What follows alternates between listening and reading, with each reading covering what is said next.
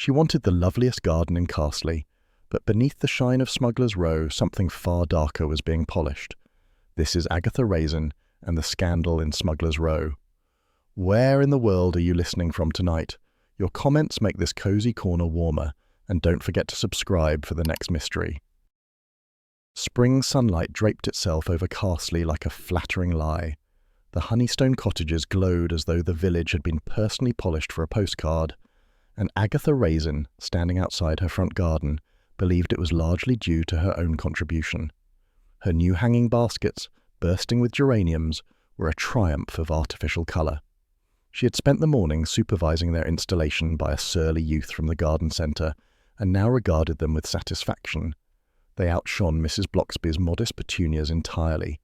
Agatha lit a cigarette, inhaled, and felt restored to superiority. There were few pleasures greater than having the prettiest frontage in Carsely, except perhaps being envied for it. "Morning, Mrs. Raisin," Doris Simpson called from across the lane, her shopping bag banging against her hip like a drum. Doris, Agatha's cleaner and unofficial intelligence officer, was never short of news. "Morning, Doris. Don't stand there gawping. You'll make my begonias self-conscious." Doris sniffed. "They're lovely, I'll say that. But everyone's talking about them goings-on in Smuggler's Row, not flowers." Agatha flicked ash toward her hydrangeas. "Smuggler's Row. Those dreadful new cottages by the Evesham Road." "That's right. All done up with brass knockers and London prices. There's been scandal, they say. Mrs. Perks, the one with the antiques place, you've seen her? Hair like a haystack, but thinks she's Princess Anne." Agatha's curiosity perked. "What sort of scandal?" Doris lowered her voice to a conspiratorial croak.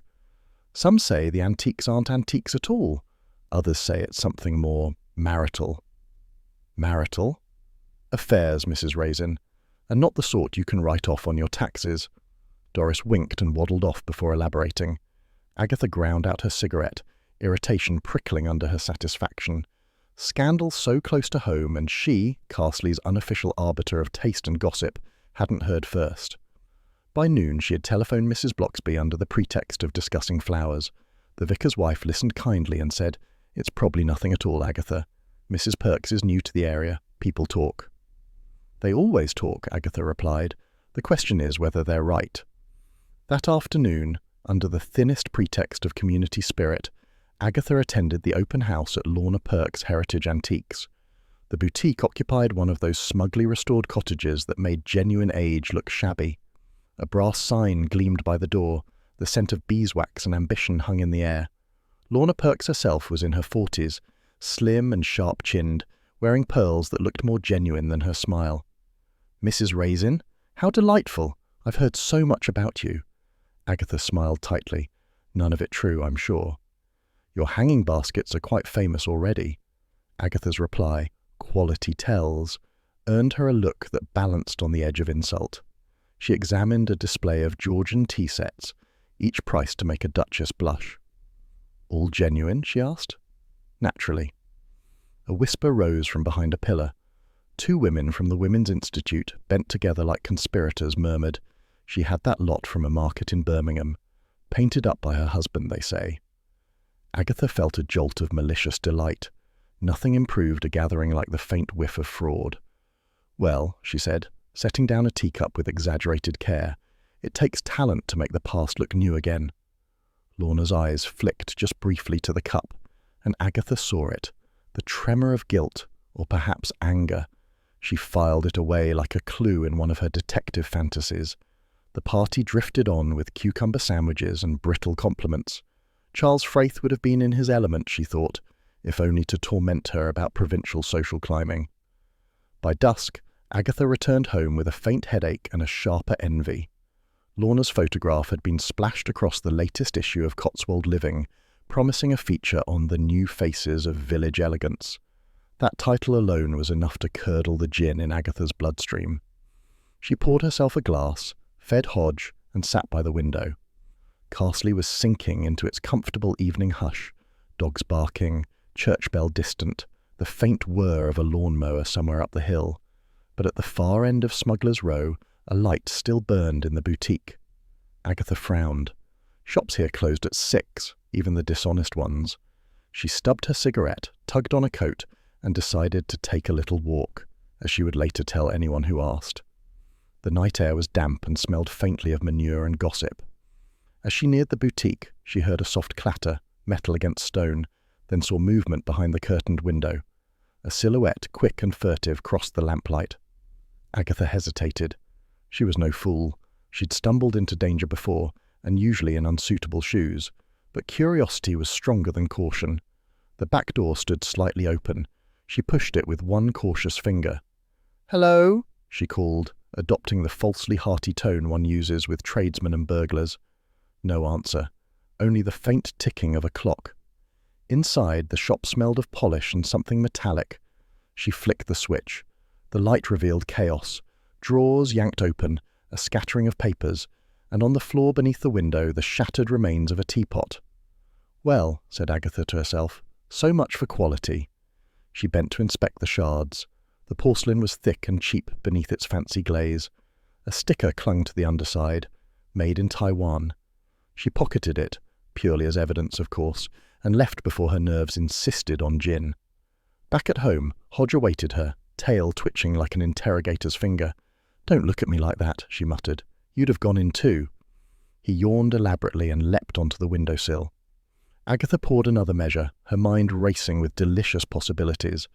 A crooked antique dealer, a mysterious visitor, perhaps a jealous husband. Carsely might finally be interesting again.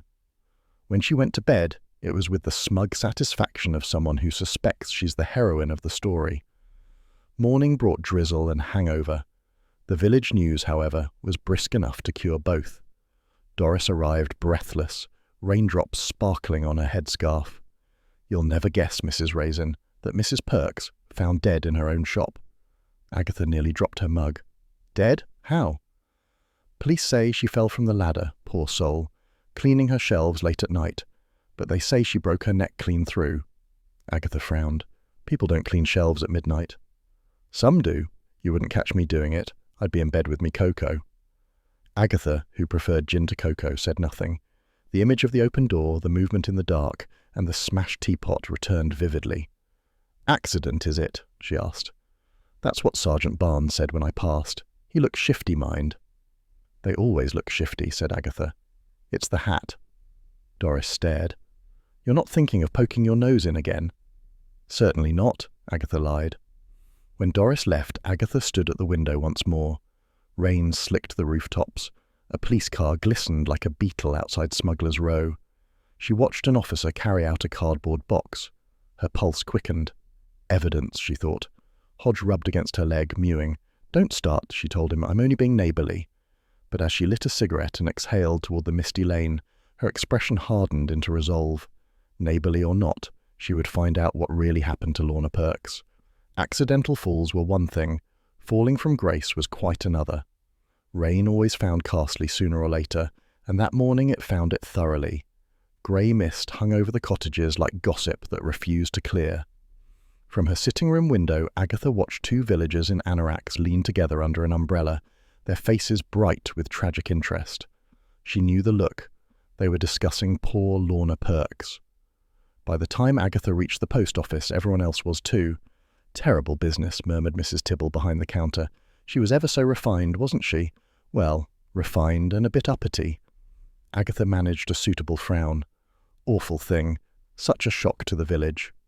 "Course," Mrs. Tibble added, lowering her voice. "Some say she had it coming. Too much pride, that one." Agatha bought stamps she didn't need and left before her face betrayed the small thrill that always accompanied scandal. Death was dreadful, of course, but social consequence was fascinating. At home, she rang Bill Wong. "What's the official word, then?" "Accidental fall," Bill said. His tone suggested that he had repeated it too often. "She was up a ladder. Bad footing. End of story." "Don't patronize me. People don't polish shelves at midnight."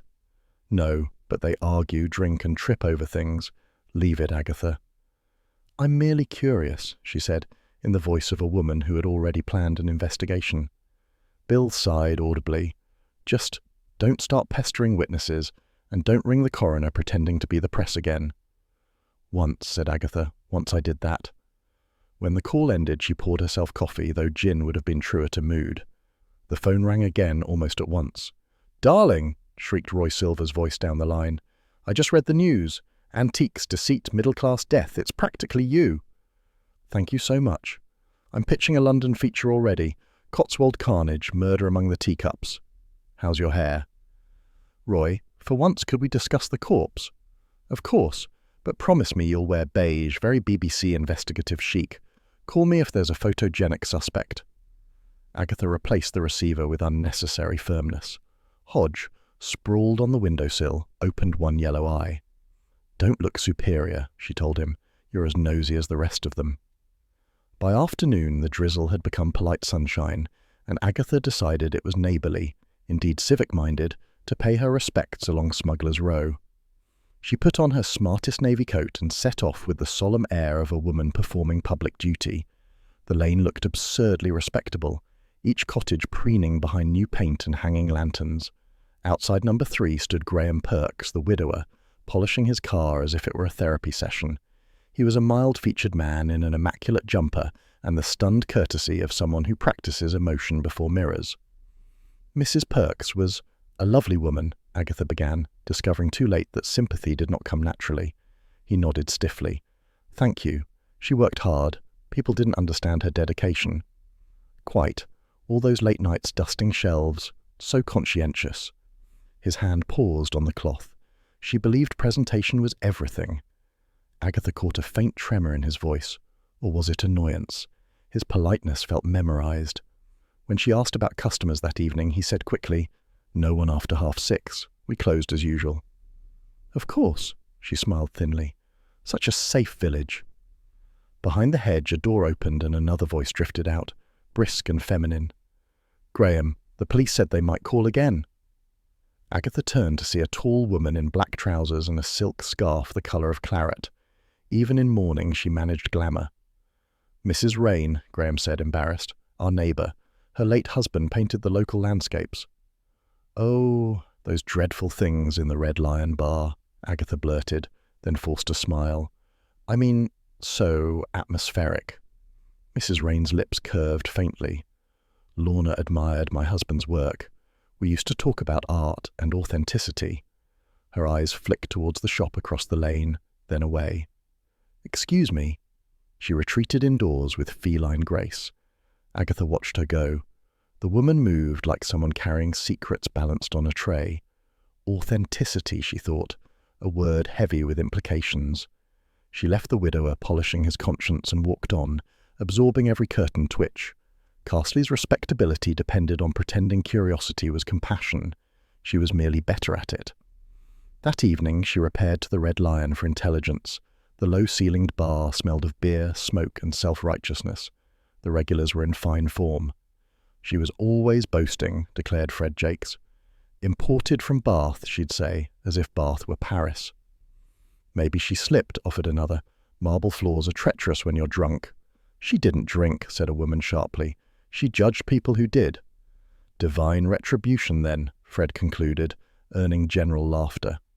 Agatha took a sip of gin and tonic and felt the first real spark of enjoyment. Mystery was life's best cosmetic. Still, her professional instincts, those honed from years in PR and crime-solving misadventure, were whispering. The widower's politeness, the neighbour's nerves, the phrase authenticity. Something was off. Doris Simpson appeared at her elbow, beaming. Evening, Mrs. Raisin. They say the police found a broken step in that shop. Might have caused the fall. Did they? Mind you, Doris added with relish. Broken from below, they say, as if kicked. A delicious chill ran through Agatha. A clue, or another village exaggeration. Either way, worth testing. By the time she returned home, the street lamps were misted halos. She let herself in, the house warm with the faint smell of last night's gin. Hodge greeted her by leaping onto the armchair she wanted. Typical male, she muttered, removing him with ceremony. The phone rang again. Aggie, drawled a voice she knew too well. Why am I hearing that you're snooping around Smuggler's Row? Because people can't keep their mouths shut, Charles. You never could either. I'm in Evesham for a tedious charity meeting. Thought I'd drop by with wine and moral support, or at least the wine. It's nearly 11. Then it's nearly tomorrow. Keeps us young. Before she could refuse, the doorbell chimed. Charles Fraith entered in a waft of expensive aftershave and mild amusement. He looked indecently cheerful for a man in a murder village.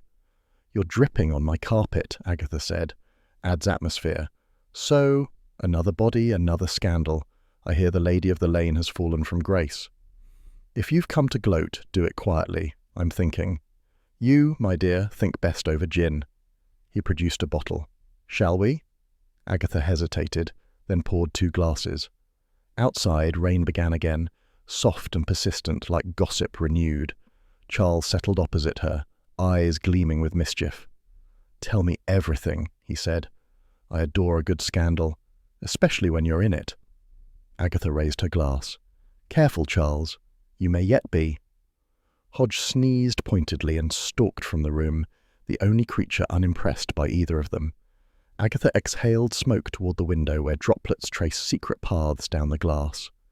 Whatever the truth about Lorna Perks, it wouldn't stay buried for long, not in Carsely, and certainly not with her on the case. Carsely looked deceptively calm the next morning.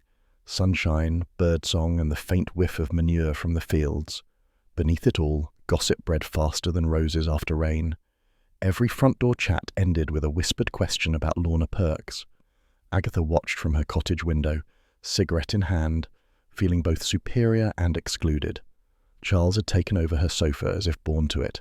He lounged there in his immaculate blazer, sipping her coffee and glancing through the Daily Mail. "You look restless, Aggie," he said. "We could go antiquing. Educational for you." "Educational for you, you mean? You haven't paid for furniture since Thatcher left office." He smiled lazily. "Come now, a little outing. The shop's no longer a crime scene, according to the Gazette. We'll call it research." Agatha considered it. Curiosity burned hotter than caution. "All right, but if we're caught, I'm your solicitor, and you're mad." Perfect division of labour.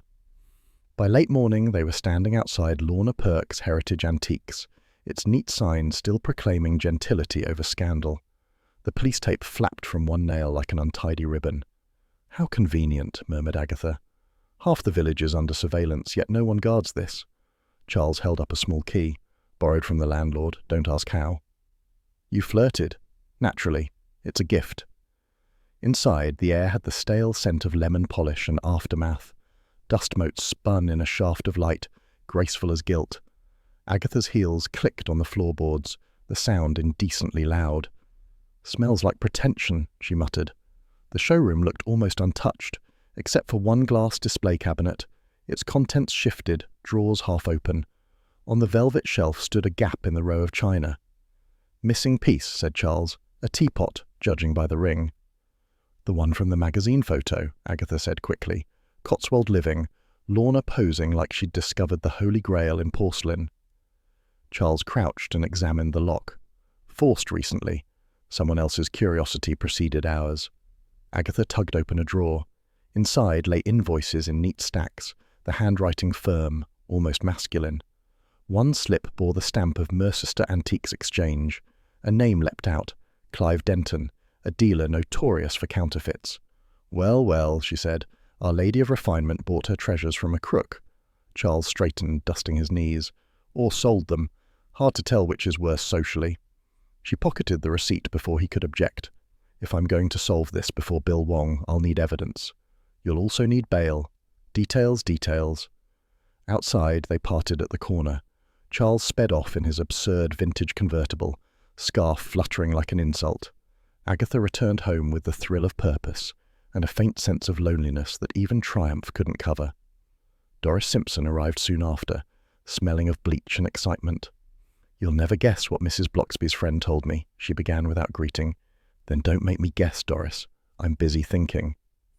"Well, she saw that Mrs. Perks crying 2 days before she died, right outside the WI hall, and she was with a man in a green Jaguar. Arguing fierce she was, arms waving like windmills." Agatha looked up sharply. "A green Jaguar? Not exactly standard village transport." "Exactly what I said. London car, that. Maybe a lover." "Or a supplier she owed money to." Doris's eyes gleamed. "Ooh, blackmail, do you think?" "Doris, if I told you what I think, you'd charge admission." The woman chuckled and went off to dust. Agatha sat at her desk, turning the Mercester receipt over and over. Counterfeit dealer, green Jaguar, husband too smooth, neighbour too perfect. Every angle smelt faintly of deceit. The phone rang. "Bill Wong," said the weary voice at the other end. "Ah, Detective Sergeant, I was just about to ring you." "I'll bet you were." "Don't, Agatha. Let it rest." "You sound defensive. Does that mean I'm right?" "It means the case is still open and you're a menace. Listen, it may be domestic, nothing glamorous." "Domestic?" she repeated, as in fell on a mop, as in husband knows more than he's saying. "Goodbye, Agatha." She hung up, frowning.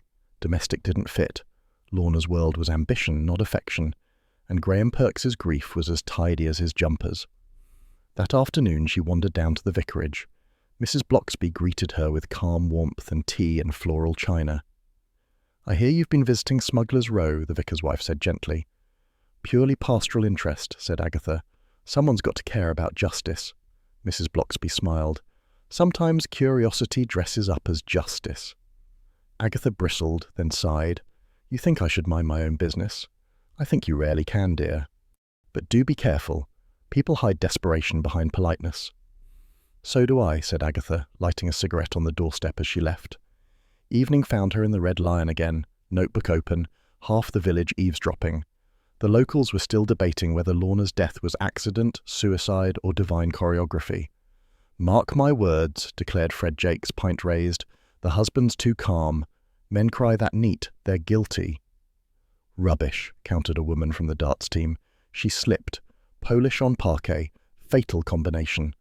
Agatha scribbled polish and underlined it twice, though she wasn't sure why. Sometimes writing the wrong thing led to the right clue. She returned home late, tired but satisfied. The lane glimmered with lamplight. Mist blurred the cottages into secrecy. Inside, Hodge sat regally on the table beside a heap of unopened post. "You could at least sort it," she told him, pouring a gin. He yawned and, with impeccable timing, knocked the stack to the floor. Envelopes scattered like snow. "Honestly?" Agatha stooped to gather them, and froze. Among the bills and catalogues lay a glossy copy of Cotswold Living. On the cover, Lorna Perks smiled in tasteful pearls beside a gleaming teapot, the very shape missing from the cabinet. The caption read, "Authenticity with a modern touch." Agatha sat down slowly. Coincidence? Hardly. The photo proved the piece existed days before the death, and that Lorna had wanted the world to see it. Now it was gone. She traced the teapot's outline with one red lacquered nail. It looked smug the way only false things do. The next morning brought Drizzle and Doris again, bearing gossip like fresh bread. "You hear about that dealer in Mercester. Police questioned him ages ago for selling fakes. Name of Denton." Agatha's pulse quickened. "Clive Denton? I know. His receipt turned up in Lorna's drawers." "Drawers?" Doris gasped, delighted. "What were you doing in her drawers?" "Never mind." Agatha shooed her off and rang Bill Wong at once. "Bill, does the name Clive Denton mean anything to you?" A pause. "Agatha, for heaven's sake, where did you get that?" "Never you mind. Is he connected?" "He's been under suspicion for years. Antique fraud, forgeries, the works. But we've no link to the Perks case." "You do now," she said, and hung up before he could scold her. Later she drove to Mercester herself, muttering about police inefficiency. The Antiques Exchange occupied a damp corner behind a bakery. The man behind the counter looked like an over-varnished relic himself. Slick hair, gold ring, reptilian grin. "Mrs. Raisin," she introduced herself. "Freelance writer for Country Living." "Oh," he said warily. "Looking for a feature?" "Possibly. I'm researching local artisans, restorers, dealers, that sort of thing. Did you happen to supply Lorna Perks of Smuggler's Row?" His eyes narrowed. "Don't know the name." "Really? Strange. She had one of your receipts." "Clerical error," he said quickly. "Happens all the time." Agatha smiled. "Not in my experience." Outside, she jotted in her notebook. "Clive Denton. Lying. Faked antiques? Green Jaguar. Check." That evening, exhausted but exhilarated, she collapsed into her armchair. Hodge settled on her lap, vibrating faint approval. The cottage was quiet except for the ticking clock and the faint hiss of drizzle on glass. Agatha looked at the magazine again. The smiling Lorna, the missing teapot, the counterfeit dealer, all arranged like pieces on a chessboard. She felt that familiar tingle, the mix of excitement and melancholy that came whenever a mystery took shape under her hands. "Don't smirk at me," she told the cat. "You'll get your dinner when I solve this." Hodge blinked slowly, unconvinced. Agatha stubbed out her cigarette and poured another gin. Outside, Carsely dozed in moral innocence. Inside, she felt gloriously alive. Someone in that village was lying, and she meant to catch them before Bill Wong did. Carsely woke to mild sunshine and loud self-importance. Roy Silver had arrived. He appeared outside Agatha's cottage in a linen jacket that screamed London and a grin that screamed trouble. "Darling, I've come to assist with the branding of your latest triumph, the Smuggler's Row scandal. Has a ring, doesn't it?" "The only ring I'm hearing is alarm bells," said Agatha, stepping aside with bad grace. Hodge darted for the hallway, tail bristling at the intruder's perfume. "Charming little place," said Roy, peering round. "Bit rural, though. I'd die here in a week." "You'll die sooner if you touch that ashtray." Roy perched delicately on the edge of her sofa. "I'm here to help. Public perception is everything, darling. You solve murders, I make them marketable. Win-win." "No one's hiring a publicist for murder," Agatha said, lighting a cigarette. "Now stop fluttering and tell me what you've heard." He leaned forward conspiratorially. "Plenty. I chatted up that woman who runs the post office, ghastly perm, delightful malice, and she says Lorna Perks once managed a London antiques shop. Went bust after accusations of selling fakes. How delicious." Agatha's eyes narrowed. "So she brought her sins to Carsely under a different name." "Exactly. People never reinvent successfully outside London. Wrong lighting." "And you've confirmed this?" "Naturally not," said Roy. "Verification's your department. I do sparkle." Agatha exhaled smoke in his direction. "Then start sparkling in Mercester. Ask discreetly about Clive Denton, the counterfeit dealer." "Oh, sweetheart, I was thinking more along the lines of chatting to that dishy policeman. What's his name? Bill Wong. He'd look marvellous in soft lighting." "You'll leave Bill alone or you'll find yourself soft-lighted into the Thames." Roy grinned and feisty. London's loss, Cotswold's gain. By midday, Agatha was already irritated by his success. Roy had charmed half the village in an hour. At the Red Lion, he sipped cider with Mrs. Witherspoon, Carsely's most competitive gossip, and Agatha's personal thorn. The woman wore smugness like fur. "Agatha, dear," said Mrs. Witherspoon, syrup dripping from every syllable, "you mustn't overexert yourself on that business about Mrs. Perks. Some of us are handling the press quite nicely." "Press?" said Agatha. "Oh yes, I've already pitched Carsely's Crime of the Year to the Evesham Echo. They'll feature my quotes on community resilience. I did mention you, briefly." Agatha's smile froze. "How kind. Next time perhaps they'll feature your cooking. Murder by sponge cake." Roy, delighted, whispered, "Catfight in Kashmir." Agatha downed her gin and tonic. "Come on, Roy. We're going to Mercester. Time to find something useful before Witherspoon trademarks the corpse." The Mercester Antiques Exchange was gloomier than before, a museum of dust and dubious taste. Clive Denton was gone. A teenage assistant with acne and attitude informed them that Mr. Denton's away indefinitely. "When did he vanish?" Agatha asked. "Couple of weeks back. Left owing rent. Police came nosing, but he's done a runner." Roy wandered between the shelves. "Honestly, Aggie, these vases are tragic. Even the Queen's corgis would disapprove." Agatha ignored him and studied the ledger the boy reluctantly produced. One entry caught her eye. Perks, L. Delivery pending. The item was simply labelled G Teapot. She copied it down. "G stands for Georgian," Roy murmured. "Or guilty." "Or gone missing," said Agatha, "which Denton now conveniently is." On their way back, they stopped at a cafe near the market square. Roy flirted with the waiter while Agatha made notes on a napkin. Denton supplied Lorna. He disappears, she dies. Her husband's alibi wobbles. Her neighbours too pretty to trust. Somewhere in there lies the truth. "Or at least a marvellous column in the Sunday Mail," Roy said, sipping his cappuccino. "You'll be famous again, darling, like the quiche days." Agatha scowled. "Don't mention the quiche. I'm after justice, not publicity." "You're after Charles Frayth's attention, more like." "Nonsense," she snapped, though her blush betrayed her. Back in Carsely, the drizzle returned, soft as gossip and twice as persistent. Agatha stopped at the police station, feigning innocence. Bill Wong met her outside, coat collar up. "If you're here to interrogate witnesses, don't. You're becoming a fixture." "You're avoiding me," she said, "which means I'm getting close." He sighed. "Fine. Between us, Graham Perks's alibi doesn't check out. He said he was home watching telly, but no one saw him, and the TV was unplugged." Agatha's eyes gleamed. So our grieving widower might have been elsewhere, say, meeting a supplier. "I didn't say that. Leave it, Agatha." "You know I won't." "That's what worries me," she smiled sweetly, then worry productively. That evening she stopped by the vicarage, half for comfort, half for counsel. Mrs. Bloxby welcomed her with tea and mild exasperation. "You look pleased with yourself," the vicar's wife said. "I am. Everyone's lying except me." "Including you, perhaps." "Meaning?" Mrs. Bloxby smiled gently. "Sometimes envy dresses itself up as moral outrage. You've been very indignant about Mrs. Perks's deceit, but could it be jealousy?" Agatha bristled. "Jealousy? Of a corpse?" "Of what she represented, maybe. Youth, attention, a London past." Agatha stared into her teacup. She was a fraud. Even frauds can be envied. Be careful, Agatha. Some secrets are buried for good reason. The words stung more than she admitted.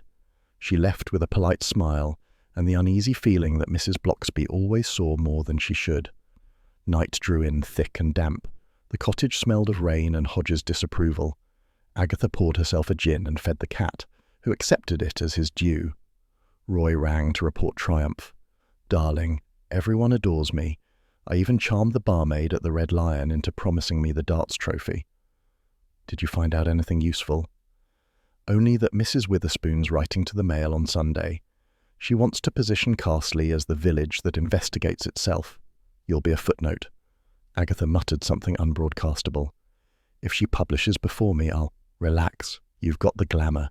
She's got the ankles of doom." "Good night, Roy." She hung up, poured another drink, and glanced around the quiet room. The window rattled slightly in the wind. Hodge was staring toward the door, tail twitching. "Don't start," she said. "It's just the post." But when she went to lock up, something white caught her eye on the doormat. A folded sheet of paper. No envelope. Her name written in block capitals. She unfolded it carefully. "Leave the past buried, Mrs. Raisin." The words were thickly printed, letters clipped from a newspaper. Cliched, but chilling all the same. For a moment she stood very still. Then she laughed, too loudly. "Well, that's original. I must be getting somewhere." She pinned the note to the fridge with a magnet shaped like a pig and lit a cigarette. Smoke curled upward, pale and calm. Beneath the bravado, unease coiled in her stomach. Someone wanted her silenced, not just embarrassed, frightened. She disliked both feelings intensely. Hodge leapt onto the counter, tail swishing. Agatha reached out and scratched his ear. "Don't worry, old boy. We've had worse." But when the lights flickered briefly, she started, and the hand holding her cigarette trembled ever so slightly. Outside, the drizzle turned to steady rain. The note fluttered faintly in the draught, its message stark against the refrigerator door. Agatha poured another gin, steadied herself, and muttered, "Buried or not, I'm digging." Hodge blinked, unimpressed. Somewhere beyond the lane, thunder grumbled, like a warning or applause. Saturday arrived with deceptive brightness, that particular kind of Cotswold sunshine that promised charm but usually delivered expense. Agatha Raisin, resplendent in her best navy suit and pearls, was determined to look prosperous enough to attend the Evesham Charity Antiques auction without being mistaken for a bidder of taste. "This is reconnaissance," she told Hodge, who blinked in disbelief from his perch on the dresser. "Not shopping." Charles Fraith, of course, had offered to drive. He turned up in his vintage convertible, the colour of regret and polish, whistling something smug. "A glorious day for culture and commerce," he declared. "A glorious day for fraud," Agatha corrected, climbing in. "Keep the roof up. I've done my hair." Spoil sport. They sped past hedgerows heavy with late summer dust, Agatha clutching her notebook and a rising sense of purpose. The auction was being held in the Evesham Assembly Rooms, a grand name for a draughty hall that smelled of furniture polish and ambition. Inside, tables displayed everything from cracked china to dubious silver. Women in twin sets fluttered over trinkets, and men in blazers pretended expertise. Roy Silver was already there, wearing sunglasses indoors and radiating importance. "Aggie, darling, the place is crawling with forgery potential. It's divine." "We're here to observe, not headline," said Agatha. "Observation is for dull people. I'm networking." He vanished into a crowd of dealers like a bright bird among pigeons. Charles drifted toward the bar, leaving Agatha to scout alone. The catalogue was laughably pompous. Lot 27, Georgian teapot, provenance assured. Agatha nearly snorted. Assured by whom? A clairvoyant? She edged closer to the display table. There it sat, a gleaming teapot, identical in shape and decoration to the one missing from Lorna Perk's shop. The same floral engraving, the same smug little spout. Her pulse quickened. Could it be the original, or another of the counterfeits? Either way, someone wanted it gone. Charles reappeared, arm-linked with the glamorous widow from Smuggler's Row. Mrs. Rain looked radiant in black and pearls, the colour of fashionable grief. "You remember Mrs. Rain," said Charles, all smiles. "She's interested in Georgian porcelain." "Are you?" said Agatha coolly. "How enlightening." Mrs. Rain returned the smile. "I do try to support local events. One must give back." Agatha's reply was interrupted by the auctioneer's gavel thudding the air. Lot 27, Georgian teapot, fine condition, starting at £50. A murmur rippled. Agatha's hand moved before her mind caught up. "50," she said. "55," came another voice, Mrs. Rain's. Agatha stiffened. "60," she snapped. Charles leaned close, amused. "Darling, this is hardly subtle." "70," said Mrs. Rain sweetly. Agatha's jaw set. 80. £80, 85, 90. Before the bidding could turn homicidal, a voice rang out from the back. "Hold it!" It was Bill Wong. He strode down the aisle, holding up his warrant card with weary authority. "Sorry, folks. Police business. That item's being withdrawn pending investigation." Gasps and tutting followed. The auctioneer hesitated, then struck his gavel weakly. "Lot 27 withdrawn." Agatha turned on Bill, furious. "You can't just snatch it." "Watch me," he said. "Potential evidence. I'll send you the paperwork later." "You're ruining my credibility." "You had credibility," he said mildly. Charles chuckled. "He's got you there, Aggie." She glared at them both. "I'll get that teapot back if it kills me." "It might," said Bill. "Now behave yourself." Backstage, chaos brewed like weak tea. Two dealers were arguing by the side door, their voices sharp. "I told you I'd settle after the auction," one hissed. "You said that last month. She promised me a cut, and now she's gone." They fell silent as Agatha appeared. "Gentlemen," she said sweetly, "such passion over porcelain. Do continue." The taller man glared. "Mind your business, lady." "I usually do," she replied. "Unfortunately, it's everyone's business." He shoved past her and stormed outside, muttering, "She promised me a cut." Roy materialized, breathless. "Aggie, I heard shouting. Are we making headlines again?" "We're following him," she said, and marched out. The man crossed the square to a small cafe and disappeared inside. Agatha and Roy slipped into a corner booth moments later. He was already seated with a pint mug of tea, face lined with exhaustion and guilt. She ordered coffee she didn't want. "Mind if we join you?" she asked, sitting anyway. He sighed. "I'm not talking to the police." "Good," said Agatha. "I'm much worse." He gave a short laugh. "You're that Raisin woman, aren't you?" "That depends. Are you about to sue me?" "Name's Tully. I used to deal antiques. Lorna Perks was one of mine. She bought from Denton in Mercester, then passed the pieces through us small-timers. Fakes, all of it. We thought she didn't know. Turns out she was the clever one." "So she trafficked counterfeits through honest dealers," said Agatha. "Honestish," he said with a shrug. "She promised me a share if I kept quiet when Denton was raided. Then she stopped paying." Roy leaned forward eagerly. "Are you suggesting she was blackmailing her own husband?" Tully's eyes darted. "Wouldn't surprise me.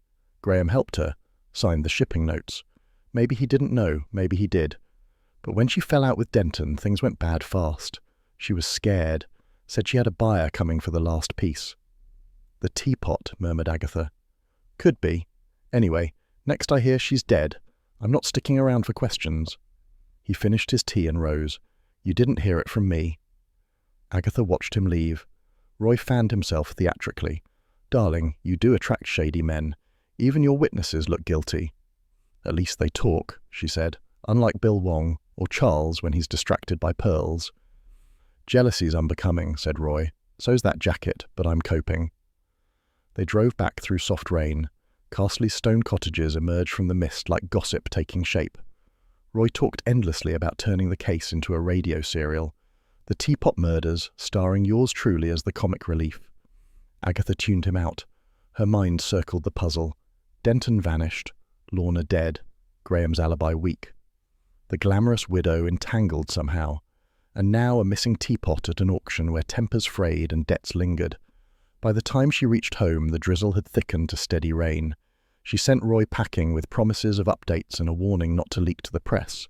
"Leak?" he said, offended. "I only drip tastefully." "Drip elsewhere." The cottage was dim and comforting, smelling faintly of smoke and cat food. Hodge greeted her with indifference winding round her legs. "At least someone's loyal," she said, dropping her handbag. She poured herself a gin and stared at the window, watching droplets chase one another down the glass. For a moment she allowed herself to feel weary, of gossip, of deceit, of Charles's laughter with younger women. Then she shook it off. She was Agatha Raisin, Carsely's scourge and saviour depending on the day. A sound interrupted her reflection, a faint scrape at the side of the house. She froze. Another noise, heavier this time, a window latch creaking. She set down her glass, heart thudding. Hodge's ears twitched, tail bushed. "Stay there," she whispered, which he naturally ignored. Moving quietly, she crossed to the sitting-room window. The curtain shifted with a breath of cold air. Someone had prized the frame open a few inches. Outside, in the wet garden, shadows moved, or seemed to. Agatha flicked on the lamp. Light spilled across the sill. No one. Just muddy footprints smeared across the paving stones, leading towards Smuggler's Row. She stood a long time, pulse slowing, anger replacing fear. "Coward," she muttered. "Couldn't even face me." She shut the window firmly and drew the curtains tight. Hodge leapt onto the armchair, curling into offended dignity. "Well, my boy," she said, lighting a cigarette. "We must be rattling someone's cage." He blinked in approval. Agatha sank into her chair, smoke curling around her like armour. The rain tapped steadily at the panes, the sound of Carsely keeping its secrets. But one of them, somewhere close, had just tried to warn her off. She smiled grimly. And that, she told the cat, was their first mistake. The night air had that damp Cotswold stillness that made every sound twice as loud and twice as suspicious. Agatha Raisin stood at her front gate, thermos in one hand, torch in the other, dressed for espionage in a raincoat that added 5 years and none of the glamour. Charles Fraith, slouched beside her in tweed and amusement, looked as if he'd been born under a street lamp. "You realise this is ridiculous," he said. "Ridiculous is sitting home doing nothing when there's a murderer next door," Agatha replied. "You do realise Carsely is not actually next door to Smuggler's Row." "Don't split hairs, Charles. You're here, aren't you?" "I'm here," he said, "because you promised whiskey in the thermos." "Strategic bribery," said Agatha. "Now keep your voice down." They crept along the muddy verge, the road glistening with puddles. At that hour the village looked like a stage set abandoned after rehearsal. Dim windows, silent cottages, the faint hum of a fridge somewhere in the dark. "We're staking out adulterers," Charles murmured. "How terribly 1950s. All we need is a trench coat and saxophone." "You're wearing both in spirit," said Agatha. Smuggler's Row loomed ahead. 5 over-renovated cottages and the boutique where Lorna Perks had died. The lane curved into shadow, and Agatha motioned Charles toward the hedgerow.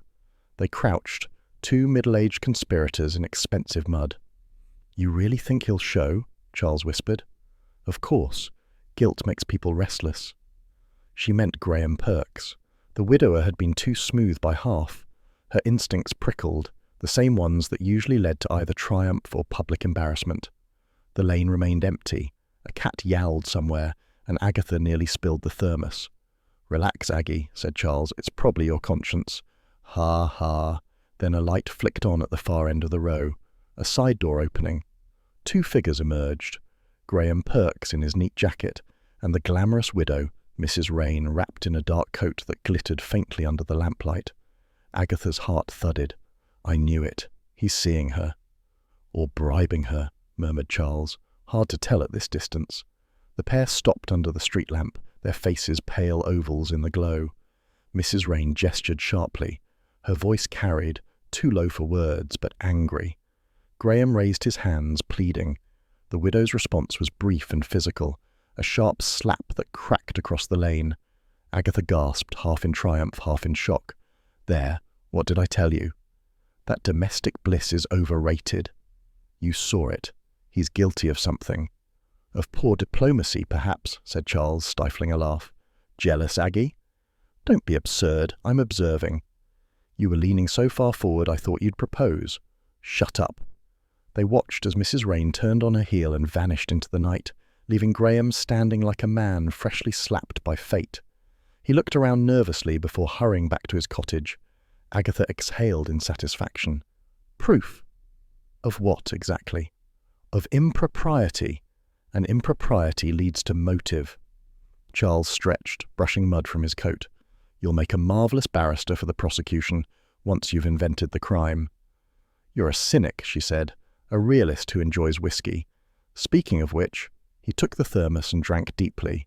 That was supposed to be for emergencies, said Agatha. This is an emergency. You're about to interrogate a man for being slapped. Go home, Charles. With pleasure. Call me when the handcuffs come out.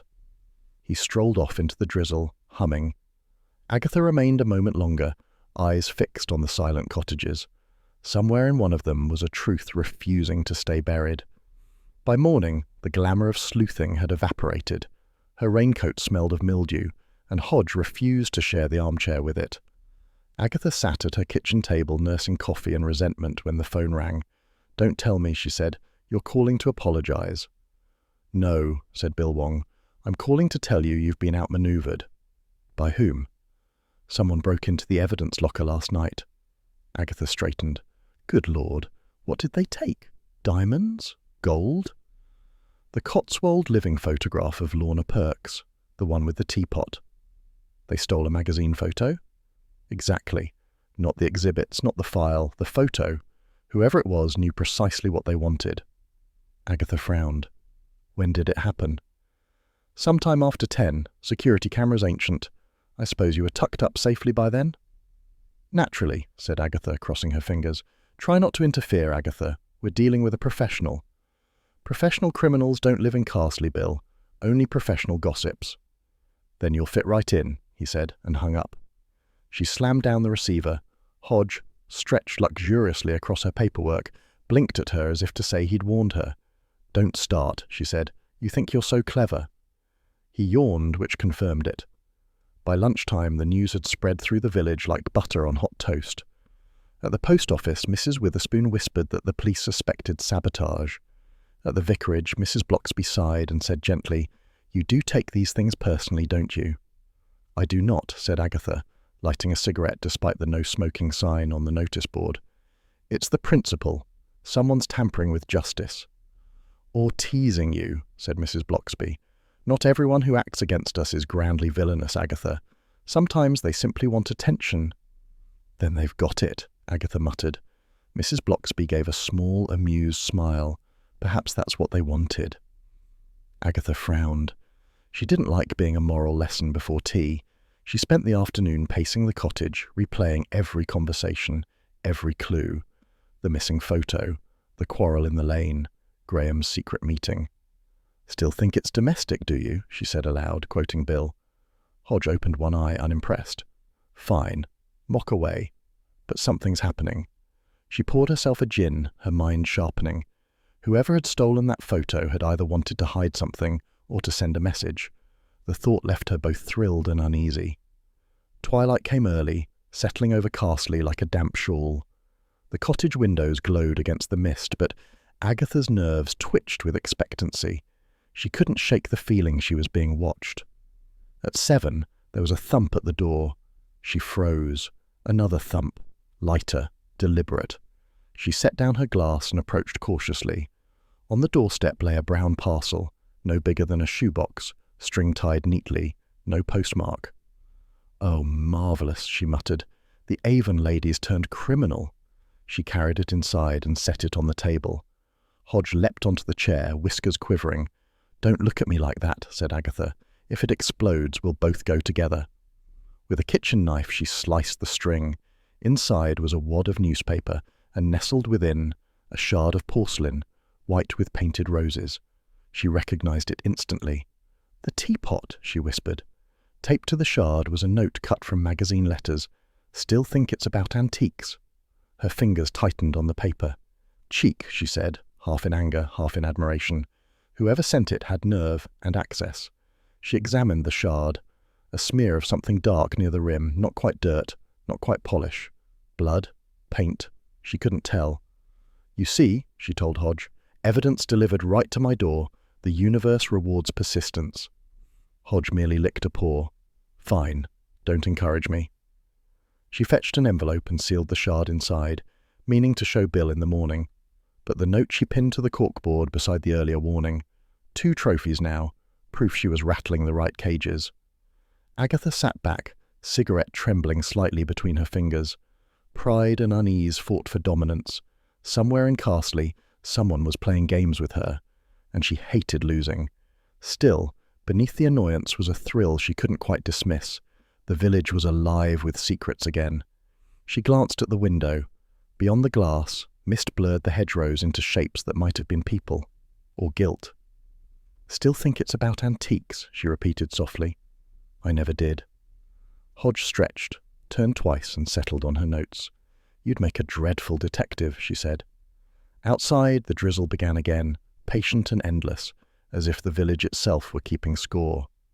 Morning came in a blaze of deceptive cheer, sunlight gilding the Cotswold stone as if Carsely were incapable of wickedness.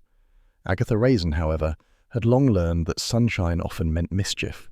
Her breakfast was interrupted by the shrill ring of the telephone. She braced herself. "Aggie!" cried Roy Silver's voice, as bright and exhausting as ever. "I've been working." "That'll be a first," said Agatha, lighting a cigarette. "I'm conducting interviews for my feature, The Village That Whispers Murder. Everyone adores me." "Everyone adored Attila the Hun," Agatha said. "What have you stirred up now?" "Oh, you'll be thrilled. Half the village thinks Lorna was blackmailing someone over fake antiques. The other half insists she was having an affair." Agatha groaned. "And which theory do you believe?" "Both.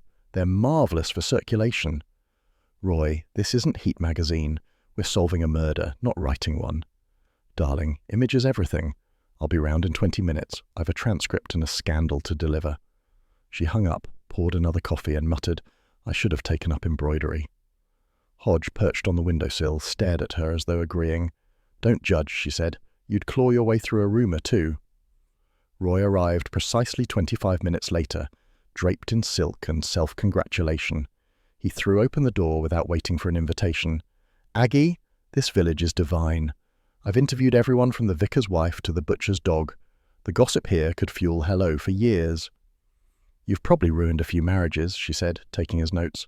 "Only the unhappy ones.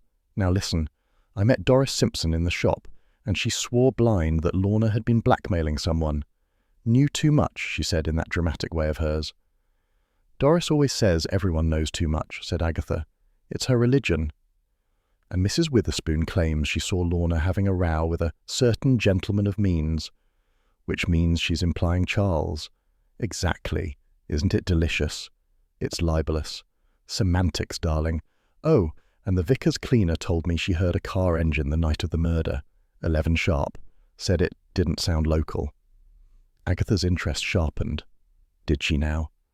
"Yes, but she's gone deaf in one ear, so take that as you will." Agatha flipped through Roy's notebook, frowning at the doodles in the margins, hearts, arrows, and something that looked like a teapot in a bikini. "You've been very thorough," she said grudgingly. "Of course I have. I'm a natural sleuth. We're like Holmes and Watson, except better dressed." "You're more like Holmes in the advertising section," Agatha said. "Flattery will get you everywhere," he trilled, helping himself to biscuits. That afternoon they met Charles at the Red Lion. He was stretched lazily across a corner bench, a glass of claret in one hand, the Times crossword in the other. "Ah, the investigative dream team," he said. "How many pensioners have you interrogated today?" "We call it public relations," said Roy. "You call it gossip," said Agatha. Charles smiled. "Same thing, really." Agatha ignored him. Roy's learned that the vicar's cleaner heard a car at 11 the night Lorna died. and Doris thinks she was blackmailing someone. Probably both true, said Charles. Blackmail's practically a village hobby. You're in a fine mood, Agatha said. I'm in a realistic mood. You've been threatened twice, half the county's laughing at your investigation, and Mrs. Rain now has everyone's sympathy. Perhaps it's time to stop before you embarrass yourself further. Agatha stiffened. Embarrass myself? I've uncovered more in a week than the police in a month. Yes, said Charles mildly, but they have jobs to lose. You're insufferable, she said, and you're determined, both fatal qualities. Roy watched the exchange with delighted horror. Oh, you two are marvellous, like Noel Coward meets Crime Watch. Shut up, Roy, they said together. After lunch, Agatha walked home through the drizzle, cigarette glowing like defiance in the grey. Her pride smarted from Charles's teasing, and worse, from the truth in it. She was enjoying the chase too much. Still, someone had killed Lorna Perks, and she would not be laughed off it. At the vicarage gate she found Mrs. Bloxby trimming roses, serene as ever. You look thoughtful, Mrs. Bloxby said. I'm always thoughtful, said Agatha. You're always busy, the vicar's wife corrected gently. There's a difference, Agatha sighed. You're about to tell me to mind my own business again, aren't you? Not at all. I think you're quite brave. But remember, truth and vindication aren't always the same thing. Meaning? Mrs. Bloxby smiled softly. You want to prove you're right. That's not quite the same as finding the truth. Agatha frowned. I can do both. I'm sure you can, said Mrs. Bloxby, snipping a final rose. Just take care not to wound yourself with the thorns. Agatha walked away, muttering, honestly, even her metaphors wear halos. That evening the cottage felt emptier than usual. Hodge sulked on the windowsill, affronted by rain and neglect. Agatha sat at her desk, surrounded by Roy's scribbled notes and her own restless thoughts. Blackmail, affair, car engine, missing teapot, and now that shard with the mysterious residue. Still think it's domestic, do you? She murmured, echoing Bill Wong's words. The phone rang again, shrill and unwelcome. If this is another exclusive, Roy. It's Bill, said the calm voice on the other end. Her irritation melted. Bill, I was just thinking of you. That's rarely good news, he said. Listen, we've had the shard examined. And? There was a partial fingerprint, not Lorna's. Whose then? Graham Perks's. Agatha's cigarette froze halfway to her lips. The husband? That's the one. You're sure? Positive. We double-checked. Agatha sat very still. Bill, she said carefully, he claimed he never touched that teapot. He claimed a lot of things. Keep this to yourself, all right? We're verifying timelines. Of course, she said quickly, though both knew she wouldn't. When the line went dead, she stared at the receiver a moment longer, heart pounding. The widower's neat grief, his glib answers, his midnight meeting, all now reeked of guilt. Well, she said aloud, what did I tell them, Hodge? Always start with the husband. Hodge stretched luxuriously, unimpressed. She poured a gin to steady herself, yet even as she savoured the triumph, Mrs. Bloxby's words drifted back like smoke. Truth and vindication aren't the same thing. It annoyed her how wise that sounded. Still, this was progress, real progress. The kind Bill couldn't ignore, and Charles would have to admit. Agatha smiled grimly. Let's see them tease me now. The rain intensified, tapping at the window like restless fingers. Somewhere in the distance a car engine purred, faint, familiar, and unnervingly close to Smuggler's Row. She stood by the curtain, cigarette glowing in the dark, half expecting to see a face at the glass. Nothing. Only her own reflection, sharp-eyed and faintly smug. Vindication, she whispered, and almost believed it. Hodge leapt from the sill to her desk, scattering notes. She sighed, gathered the papers, and scratched his ear. You're right, she said softly. It's never that simple. Outside, the rain thickened, washing the night clean. Inside, Agatha sat with her cigarette, her gin, and the knowledge that the case, and perhaps her pride, had just taken a far more dangerous turn. It rained all morning, the slow, respectable kind of rain that suited confession. Agatha Raisin stared through her cottage window, cigarette in hand, watching puddles gather on the lane. Somewhere between the drizzle and the smoke, she decided that Graham Perks had lied. By noon she was at his cottage, coat collar turned up, face set for battle. Graham opened the door looking thinner, paler, and rather less bereaved. His living room smelled faintly of polish and fear. "Mrs. Raisin," he began, hands fluttering, "I've nothing more to say." "Then sit down and say it," said Agatha. He obeyed, like a man who'd run out of rehearsed lines. She perched opposite, producing the envelope that held the teapot shard. "I suppose you've heard," she said casually, "that your fingerprint's on this." His face drained. "Oh, God." "Indeed. Convenient, isn't it? The murdered wife, the missing teapot, and the loyal husband who swore he never touched it." He stared at the carpet. "I didn't kill her." "Everyone says that." "I didn't." The denial cracked into a sob. He pressed a hand to his mouth as if ashamed of the sound. "All right, I'll tell you. She was desperate. The debts were awful. She'd started selling replicas, copies of genuine pieces. She'd learned it from someone in London years ago. I helped her. Just the paperwork, the shipping. I never touched the forgeries themselves." "Until she died," said Agatha softly. "She said she had one last buyer to meet, someone who'd pay in cash. I told her to stop, but she laughed, said it would set us free." "And did she say who?" "No, but I think it was her, the widow, Mrs. Rain. Lorna was frightened of her, said she knew too much." Agatha's pulse quickened. "Because Mrs. Rain used to be an art forger herself." He blinked. "You knew?" "Not officially," said Agatha. "Unofficially, I know everything worth knowing in Carsely." "Please," Graham whispered. "Don't tell anyone. I swear I left Lorna alive." Agatha regarded him a moment, then rose. "You've told me enough to ruin 3 reputations. You may as well make some tea." "Tea?" "Yes, proper tea. I've had nothing but scandal all day." By late afternoon, Agatha had collected Roy, Charles, and her own self-importance. They gathered at Charles's manor, a place of such effortless charm it made Agatha both envious and hungry. "This is perfect," declared Roy, prancing round the drawing room. "We'll host a climactic reveal. Dinner, drama, suspects gathered like a Poirot finale. I'll design the seating plan." "You'll do no such thing," said Agatha. "This isn't theatre." "Everything's theatre," said Roy. "Some of us simply have better lighting." Charles poured wine with the air of a man humouring lunatics. "If you're planning to accuse anyone over dinner, Aggie, warn cook. She'll need extra gravy." "This isn't an accusation," said Agatha. "It's strategy. The widow knows something, and she'll talk more easily with cutlery in her hand." "As do you," murmured Charles. Agatha ignored him. "Invite Graham Perks, Mrs. Rain, Bill Wong, and Mrs. Bloxby for moral balance. If Roy must attend, he can take notes quietly." "Quietly?" said Roy. "How rude." Evening settled with a theatrical flourish. Lightning far off, rain easing to mist. The guests arrived in cautious order. Mrs. Rain swept in first, elegant in black silk, her perfume preceding her like gossip. Graham Perks followed, looking as though the gallows might appear at dessert. Mrs. Bloxby entered last, serene as ever, armed with flowers and diplomacy. Bill Wong had stationed himself discreetly by the drinks trolley. "I'm only here as an observer," he said. "So am I," said Charles. "Unfortunately, in my own house." Dinner began with consommé and tension. Agatha presided like a general in pearls.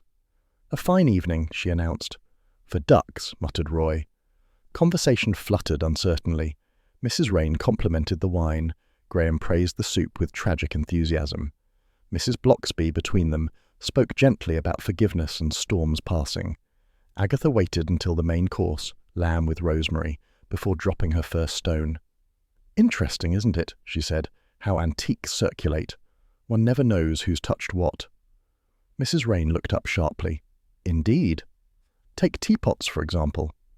"Must we?" said Charles. "Some are genuine, some counterfeit. A clever woman could make a living selling both until someone decided to tidy up loose ends." Mrs. Rain's fork stilled. "What are you implying, Mrs. Raisin?" "Nothing yet," said Agatha. "But I do enjoy a good confession before pudding." Roy nearly clapped.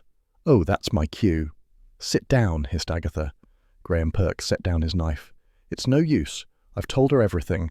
Lorna was selling fakes. I helped her. But I didn't kill her, I swear it." A ripple of gasps. Roy looked delighted. Mrs. Rain's colour drained. "You miserable fool," she whispered. "You knew," Agatha said softly, "because you were her supplier once. You forged the originals in London. When she moved here, you panicked she'd talk." "I left that life behind," said Mrs. Rain, "years ago." "And yet she died holding one of your pieces." "No." "Yes," said Agatha, drawing the envelope from her bag. "Recognize this?" She placed the teapot shard on the table. Mrs. Rain's hand trembled. "Where did you get that?" "From someone who thought I'd appreciate quality workmanship." "You've no right." "Neither had you," Agatha cut in. "Lorna trusted you. She was frightened, and you made sure she'd never speak." "That's not true," Mrs. Rain cried. "Then prove it." Mrs. Rain opened her mouth and stopped. Her eyes fluttered, her face paling to porcelain. Then, with a soft sigh, she collapsed sideways into Charles's chair. Chaos followed. Roy shrieked, Charles swore, Graham leapt up in alarm, and Mrs. Bloxby, perfectly calm, caught the falling glass. "She's fainted," Bill said, kneeling beside her. "From guilt," declared Agatha. Mrs. Bloxby shook her head. "From something in her drink, I think. Look." She held up the wineglass. A faint powder shimmered at the bottom. "Oh, marvellous," said Charles. "Murder at my dinner table. How terribly on brand for you, Aggie." "She's alive," said Bill. "Pulse is steady. Get her to hospital now." "And ruin dessert," murmured Roy. "Out!" barked Agatha. As Charles and Bill carried the unconscious widow toward the car, Agatha turned to Mrs. Bloxby. "You're sure it wasn't shock?" "I'm quite sure. Someone tampered with her glass." "But who?" "That," said Mrs. Bloxby mildly, "is your department." The remaining guests dispersed in uneasy silence. Graham Perks vanished, muttering apologies. Roy fluttered after him, notebook in hand. Charles returned, damp from the rain and irritated by civic duty. "She'll live," he reported. "Hospital's keeping her overnight.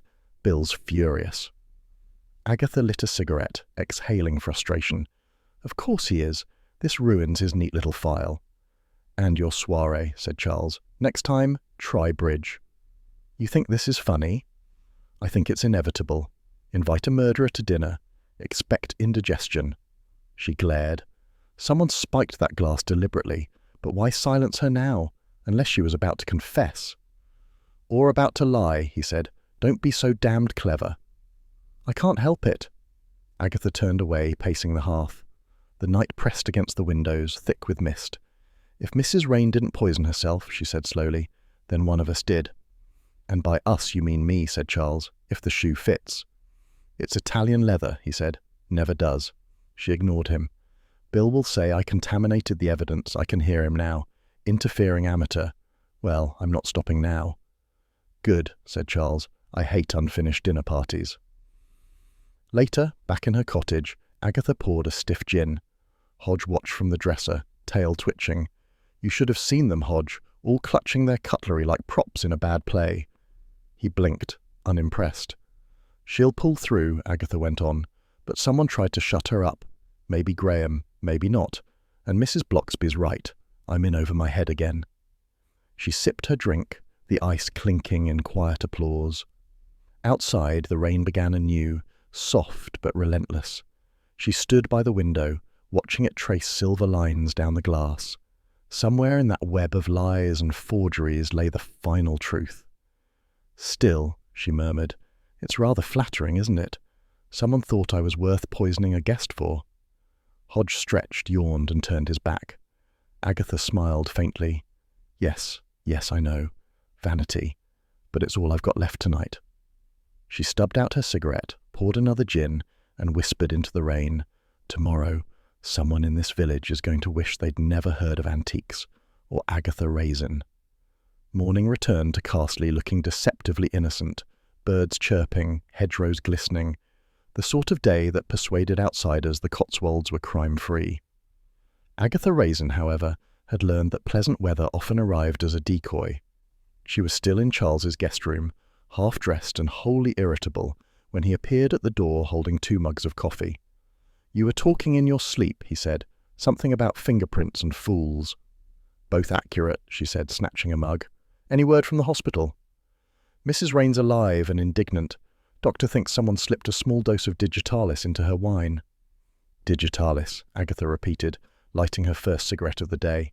"That's heart medication, isn't it?" In theory, said Charles. In practice, poison. Very British. And here I thought poison was passé.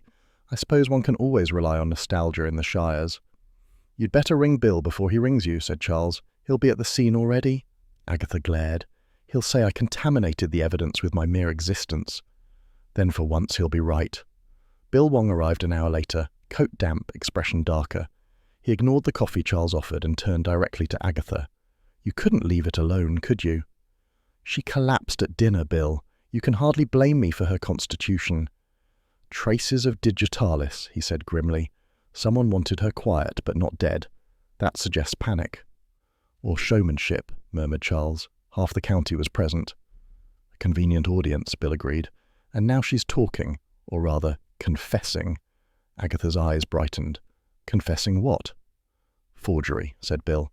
She admitted she used to make copies in London, pieces Lorna sold as originals.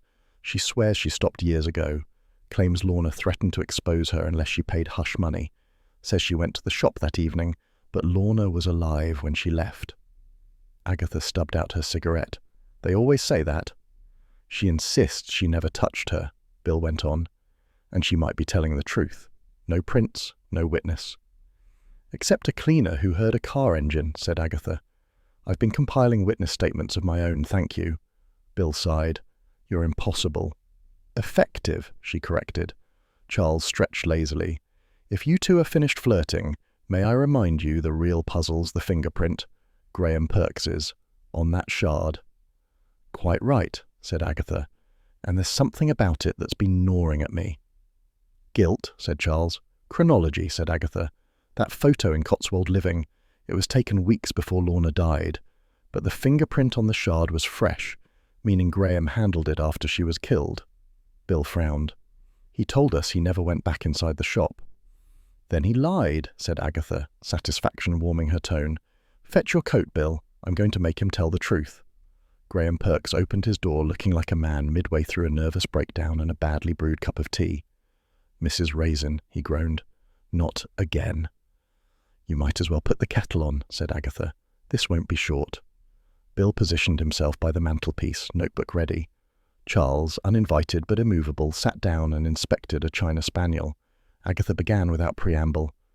The magazine photo, Lorna smiling beside that teapot. You remember it? Of course. She loved that piece. And you told everyone you never touched it. I didn't, he said quickly. Your fingerprint begs to differ. Colour drained from his cheeks.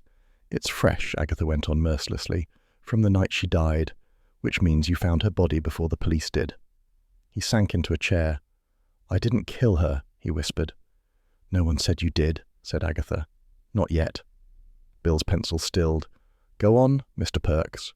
Graham swallowed. I'd gone back to apologise. She'd been furious about money, said she'd meet someone else for the final sale. I walked in through the back, and she was already on the floor. The cabinet smashed, that teapot broken beside her. I panicked. I thought if they found out about the fakes, I'd be ruined too. So I picked up a piece, wiped it, then realised what I was doing and dropped it again. Why not call the police? Bill asked. I was frightened. I drove home. Then she was declared dead, and it was too late. Agatha leaned forward. Did you see anyone? No one. Just the light still on. You didn't notice a car, perhaps? He hesitated. I heard one drive off. Old engine, rattly exhaust. But that lane echoes. What time? Around 11. Agatha and Bill exchanged a glance. The cleaner heard it too, said Agatha. You may have been our mystery witness without knowing it. Graham buried his face in his hands. I didn't mean for any of it. Nobody ever does, said Agatha, softening despite herself. They left him subdued and drove back through drizzle that blurred the hedges into smudges of moral uncertainty. So, said Charles, the husband's innocent after all. Hardly innocent, said Agatha. But not the killer. Someone got there first. Mrs. Rain? She's too vain to dirty her hands. Poison's more her style. Then who? Agatha didn't answer. Her mind had begun to tick like a clock newly wound. At the Red Lion that evening, the village buzzed louder than the pub lights. Doris Simpson hailed Agatha at the bar. You'll never guess, Mrs. Raisin. The vicar's cleaners bought herself new shoes, from Evesham no less. "And yet she never cleaned that floor properly," said Agatha absently. "Said she's been out walking late, can't sleep," Doris prattled on. "Funny sort of hobby, walking in the rain." Agatha froze. "Walking where exactly?" "Oh, up by Smuggler's Row," she said. "Helps her think." "Does it indeed?" Doris lowered her voice. "Between you and me, she's been acting odd since that night. Snappy, nervous, and she's taken to polishing the brass at the vicarage as if salvation depended on it."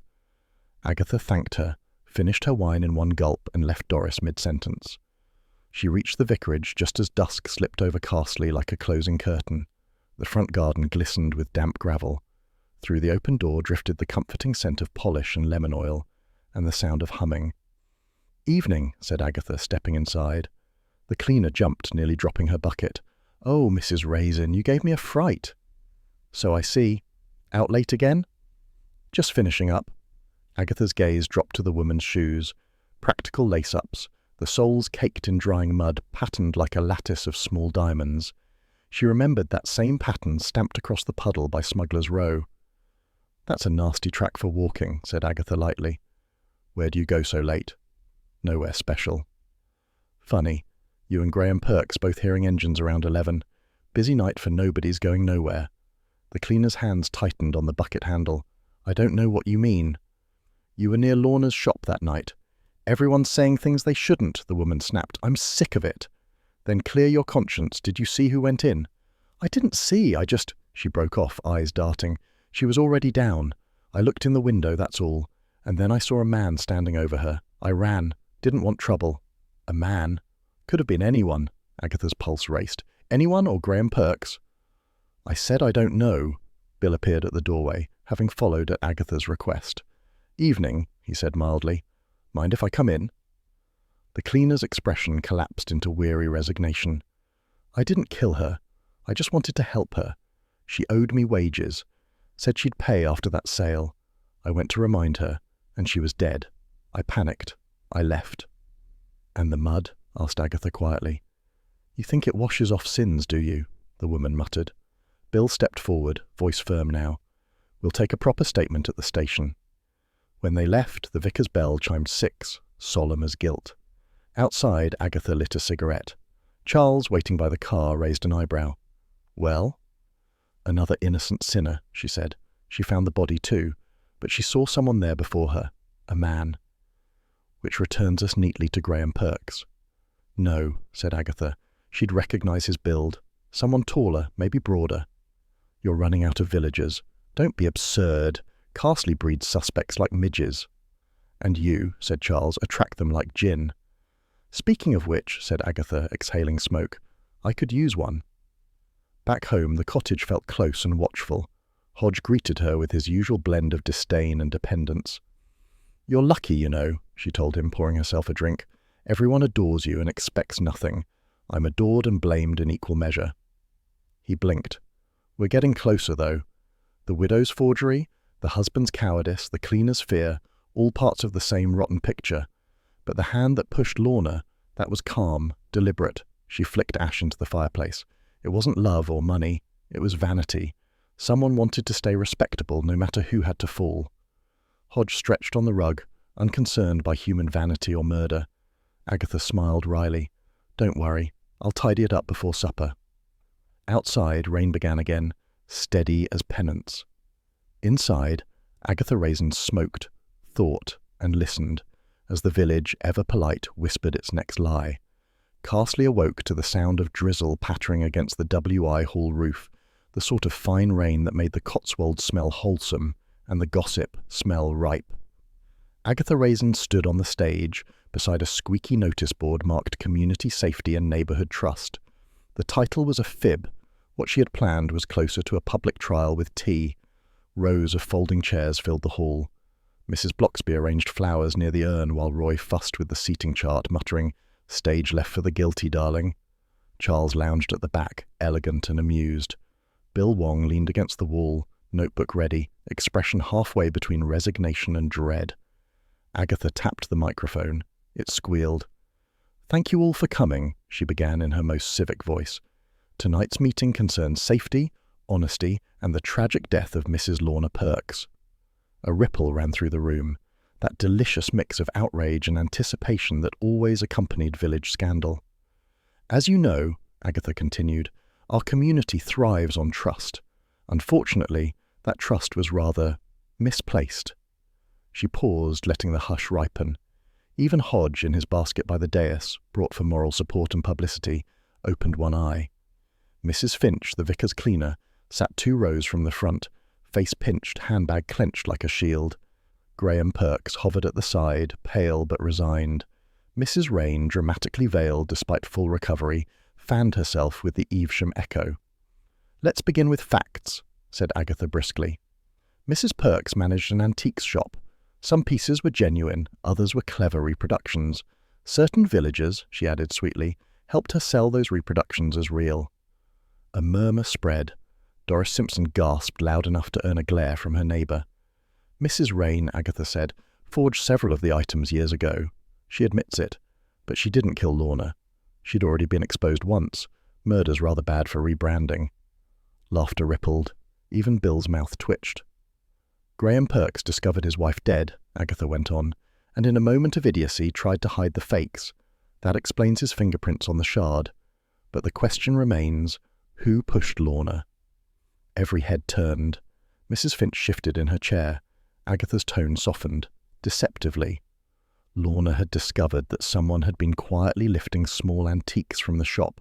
Silver trinkets, porcelain miniatures, easily missed.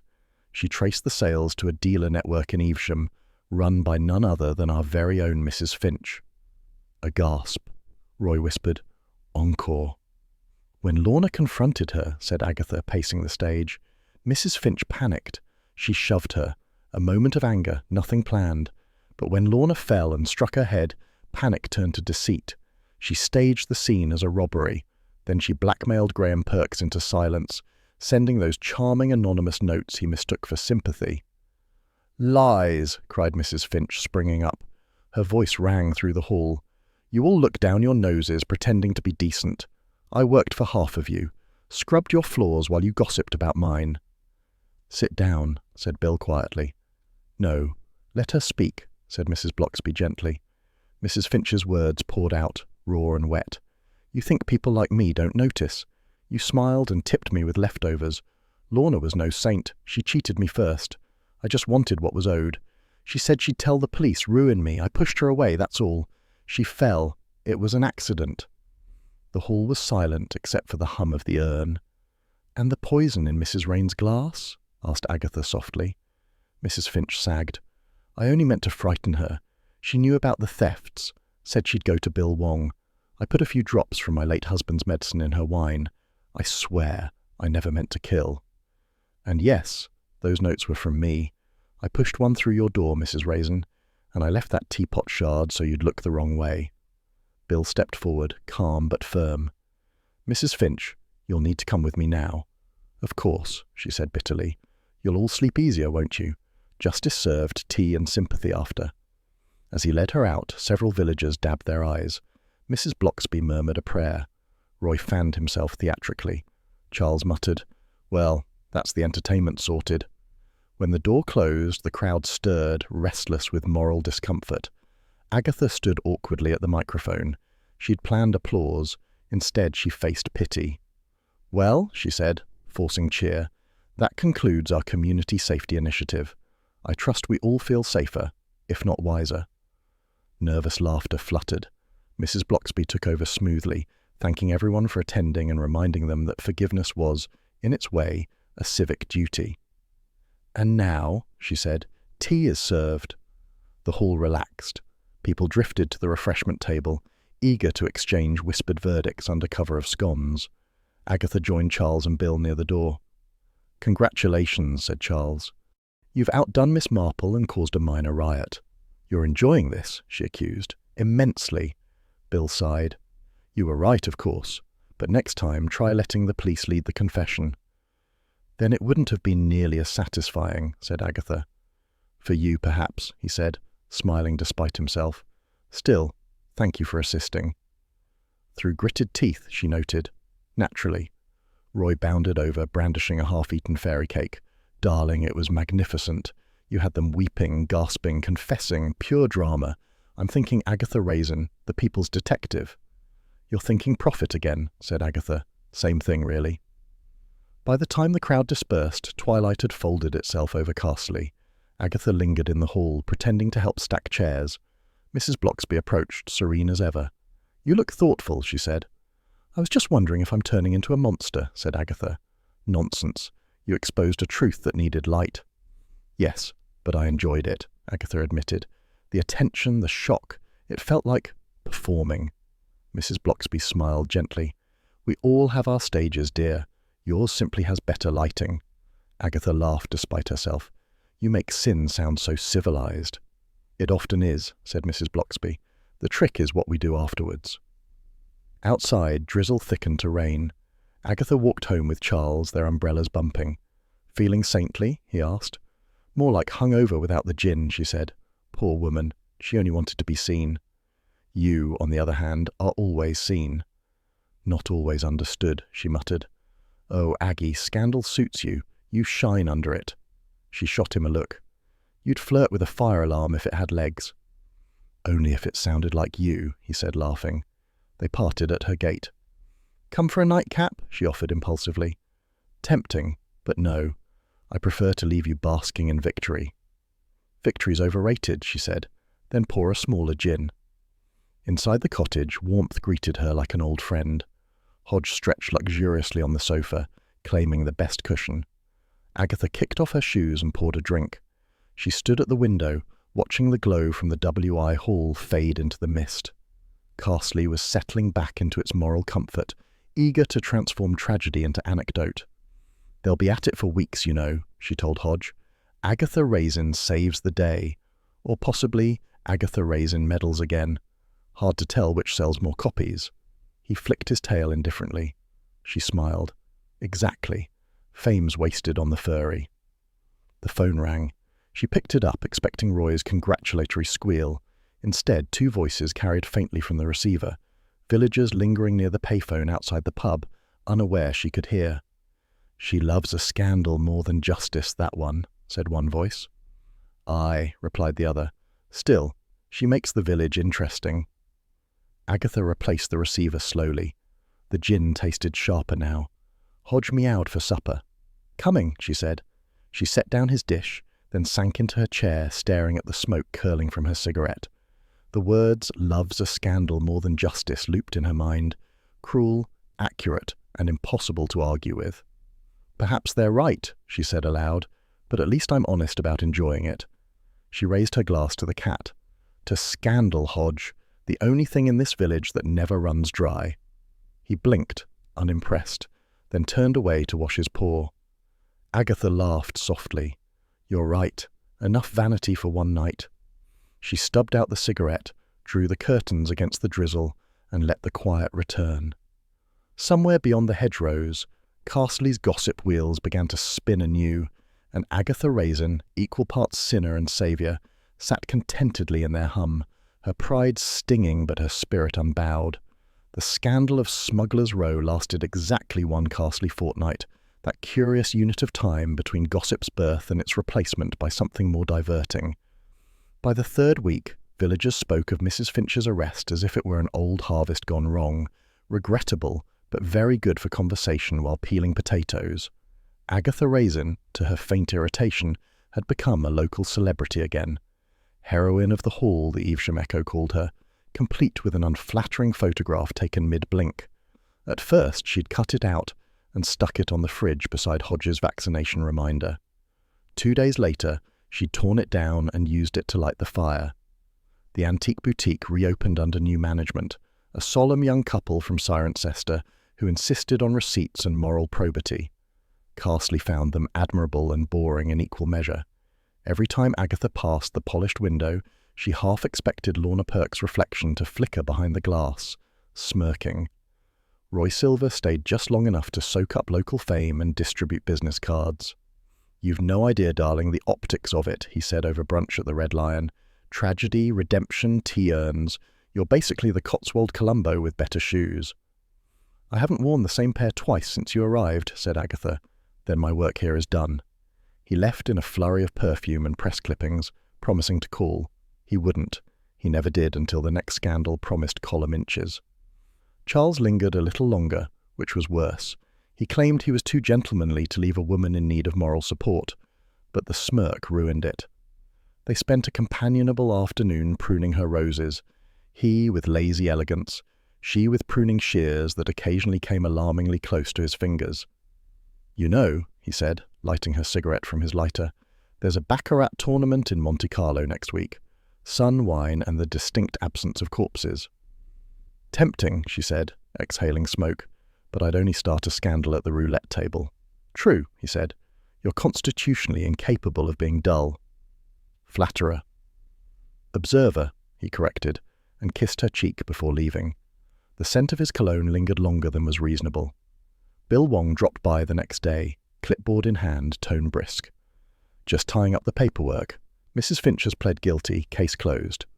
Agatha offered him coffee, which he declined politely. Experience had taught him.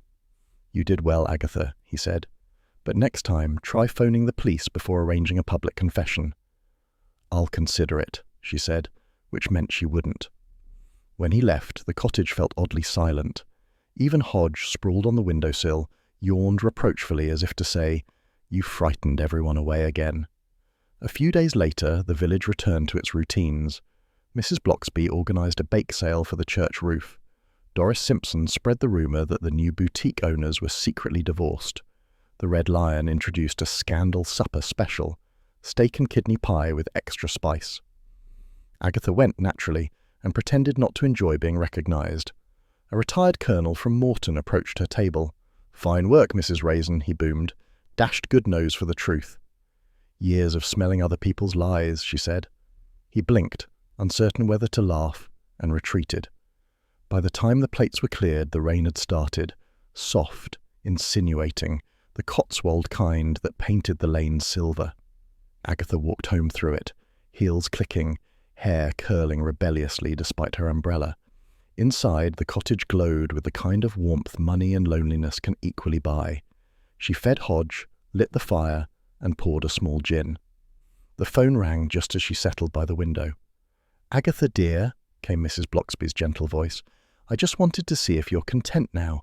You've had rather a time of it." Agatha smiled, watching the rain blur the lane into watercolour shades of brown and green.